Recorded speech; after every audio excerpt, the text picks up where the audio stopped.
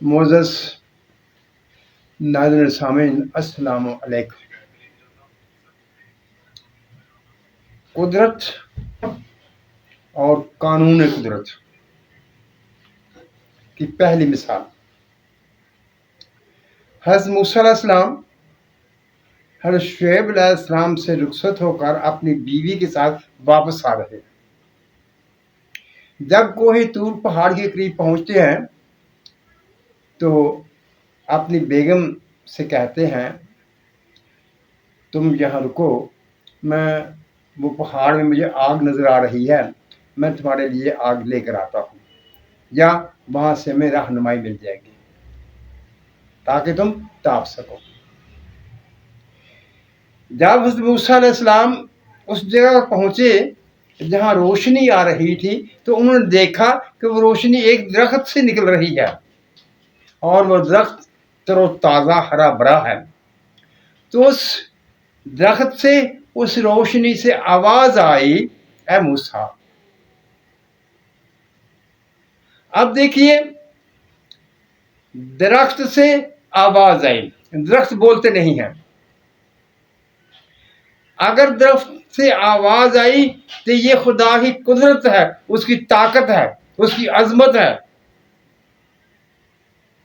اور جو موسیٰ علیہ السلام نے سنا وہ قانون قدرت ہے، کیونکہ خدا تعالیٰ نے موسیٰ علیہ السلام کو کان دیے تھے، سننے کے لیے دیے تھے، ان کانوں نے سنا۔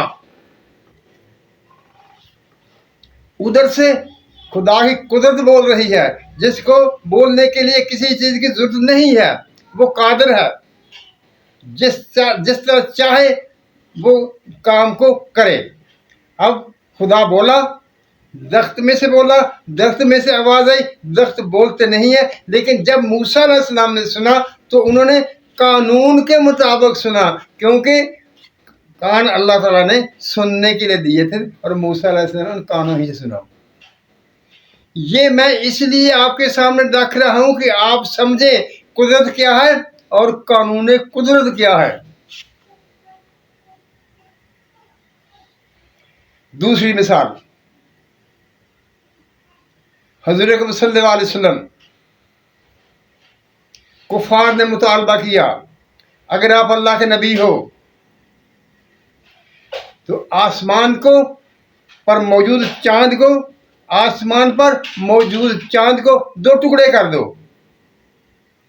حضور اکرم صلی اللہ علیہ وسلم نے چاند کی طرف اشارہ کیا تو وہ 2 ٹکڑے ہو گیا۔ چاند کا 2 ٹکڑے ہونا یہ خدا کی قدرت تھی، لیکن جنگ احد میں حضور اکرم صلی اللہ علیہ وسلم کے دندان مبارک کا شہید ہونا اور کڑیوں کا آپ کے رخسار میں دھنس جانا اور آپ کا مبارک خون بہنا، یہ قانون قدرت تھا۔ میرا خیال ہے کہ آپ کو جو بات میں سمجھانا چاہ رہا تھا، جو آپ کے سامنے رکھنا چاہ رہا تھا، وہ آپ کو سمجھ آ گئی ہوگی۔ یعنی قدرت ایک الگ چیز ہے، وہ اللہ تعالیٰ کسی کا محتاج نہیں ہے، اللہ تعالیٰ نے کسی سے پوچھنا نہیں ہے، لیکن اس کائنات میں اللہ تعالیٰ نے کچھ قوانین بنائے ہیں۔ ایک انگریز مفکر تھا، شاید اس کا نام جیمز ڈگلس تھا۔ اس نے کہا یہ دنیا، یہ کائنات اللہ تعالیٰ نے اپنے قوانین کے ذریعے بنائی ہے۔ اگر آپ کو اس کائنات میں رہنا ہے تو اس کائنات کے اللہ تعالیٰ کے بنائے ہوئے قانونوں کے مطابق رہنا ہوگا، اس پر عمل کرنا ہوگا۔ اگر آپ ان پر عمل کرنا نہیں چاہتے تو اپنے لیے کوئی نئی دنیا تلاش کر لیں۔ یہ ایک ایسی حقیقی بات ہے کہ اس پر تبصرہ کرنے کی بھی ضرورت نہیں ہے۔ یعنی اللہ تعالیٰ نے جو قوانین اس کائنات کے بنائے ہیں، اس میں رہنے کے لیے ان قوانین کے مطابق ہی چلنا ہوگا۔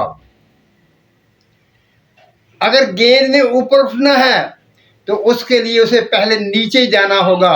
پہلے ایسے جب نیچے ماریں گے زور سے، جتنا زور سے نیچے ماریں گے اتنا ہی زور سے وہ رد عمل کی طرف اوپر جائے گی۔ یہ قانون ہے، یہ اللہ تعالیٰ نے قانون بنایا ہوا ہے، یہ قانون قدرت ہے، یہ اللہ تعالیٰ کا قانون ہے۔ اللہ تعالیٰ کی قدرت وہی ہے جو چاہے وہ کرے۔ انگریز نے اس کو سمجھا، یورپ نے اس کو سمجھا کہ یہ کائنات قانون کے تحت چلتی ہے اور اسی کے مطابق ہمیں ترقی کرنی ہے، تو انہوں نے مختلف مضامین ایجاد کیے، مختلف طریقے کار ایجاد کیے، اور آج وہ اس دنیا پر حکمرانی کر رہے ہیں۔ ان کے میزائل، ان کے جہاز، ان کے راکٹ، ان کے کمپیوٹر، ہر چیز انہی کی ہے، انہی کا انٹرنیٹ، ہر چیز انہی کی ہے، اور ہر چیز ایک قانون کے مطابق چل رہی ہے۔ اور ہم مسلمان کیا کرتے ہیں؟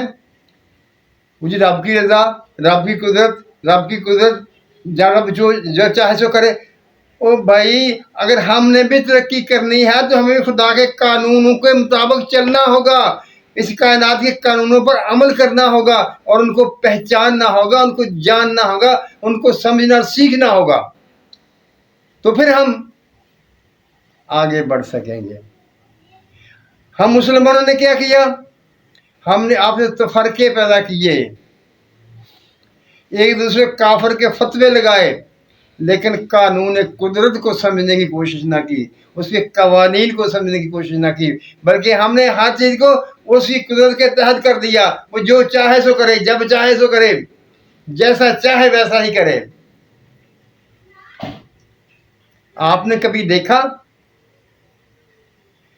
کہ سورج غروب ہو چکا ہو اور روشنی ہو، دن جتنی روشنی ہو؟ آپ نے کبھی نہیں دیکھا ہوگا۔ یعنی جو خدا کے قوانین ہیں اٹل ہیں، جیسا قرآن شریف خود کہتا ہے، لا تبدیل لکلمات اللہ لا تحویل لکلمات اللہ۔ معزز ناظرین سامعین، میں اس چیز پر کیوں زور دے رہا ہوں؟ قرآن ہمیں سکھاتا ہے، قرآن کا پہلا مخاطب انسان ہے، انسان کی رہنمائی کے لیے قرآن نازل ہوا ہے، اور ہم نے فتوے تو بہت لگا دیے، لیکن انسان کو سمجھنے کی کوشش نہیں کی۔ کیا یہ ہمارے بڑے بڑے علماء کرام جو فتوے لگاتے ہیں، یہ مفتیان کرام ہیں، کیا انہوں نے انسان کو سمجھنے کی کوشش کی جس کے لیے قرآن کو نازل کیا گیا؟ جب انہوں نے انسان کو ہی نہیں سمجھا تو قرآن کو کیا سمجھیں گے؟ معذرت کے ساتھ، جب قرآن انسانوں کے لیے ہے اور ان کے مسائل کو حل کرنے کے لیے ہے، تو ہمیں تو انسان کے مسائل ہی کا نہیں پتا، اس کی طاقتوں کا نہیں پتا، اس نے کیا کیا کام کرنا اس کا نہیں پتا، اس کی مختلف جہتوں کا نہیں پتا، لیکن فتوے لگانے کے لیے ہم نے فیکٹریاں لگا رکھی ہیں جس پر جو جی چاہے فتویٰ لگا دو۔ اور بسا اوقات ایسی ایسی باتیں سننے میں آتی ہیں کہ وہ باتیں سن کر دل خون کے آنسو روتا ہے کہ یہ ہے ہمارے علماء کرام جو ایسی باتیں کرتے ہیں۔ کیا ہمارے کسی عالم نے انسانی فلاح کے لیے کوئی دوا ایجاد کی؟ کیا ہمارے کسی رہنما نے، جو ہمارے مذہبی رہنما بنے پھرتے ہیں، کیا انہوں نے کسی بھی انسانیت کی فلاح کے لیے کوئی جو اچھا کام کیا ہے سوائے فتوے لگانے کے؟ معزز ناظرین سامعین، میری تھوڑی سی بات طرف تو ہو گئی ہے، میں معذرت خواہ ہوں، لیکن حقیقت یہی ہے۔ اگر ہم انسان کو سمجھیں گے، انسان کی جہتوں کو سمجھیں گے، اس کے مدارج کو سمجھیں گے، تو ہم ان سب فتووں سے نکل آئیں گے اور امت ایک ہی طریقے پر قائم ہو جائے گی۔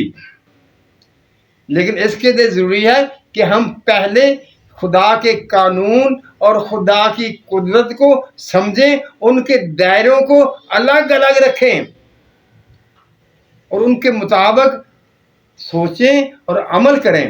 اسی طرح سے پھر ہم انسان کی ماہیت کو سمجھیں کہ انسان کی شخصیت کے کیا کیا پہلو ہیں، یہ کیسے کیسے اس میں جو اس میں قوانین ہیں، جو اس میں اس کے مختلف طریقے کار ہیں، جہتیں ہیں اس کے انسانی شخصیت کی، ان جہتوں کو ہم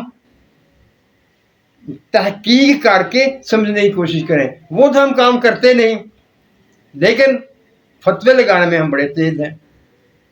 معزز ناظرین سامعین، میری درخواست ہے جو میں بار بار کرتا ہوں کہ آپ خود قرآن شریف پڑھیے، اسے سمجھیے، اور پھر ان چیزوں پر سوالات پیدا کیجئے. اصل علم ہی سوال میں ہوتا ہے. اگر آپ سوال نہیں کریں گے تو آپ علم حاصل نہیں کر سکتے، آپ علم سیکھ نہیں سکتے. معزز ناظرین سامعین، اللہ تعالی ہم سب پر اپنی رحمتوں کی بارش کرے، ہمیں سچ بولنے، سچ سننے اور سچ پر قائم رہنے کی توفیق عطا فرمائے. آمین. اللہ حافظ.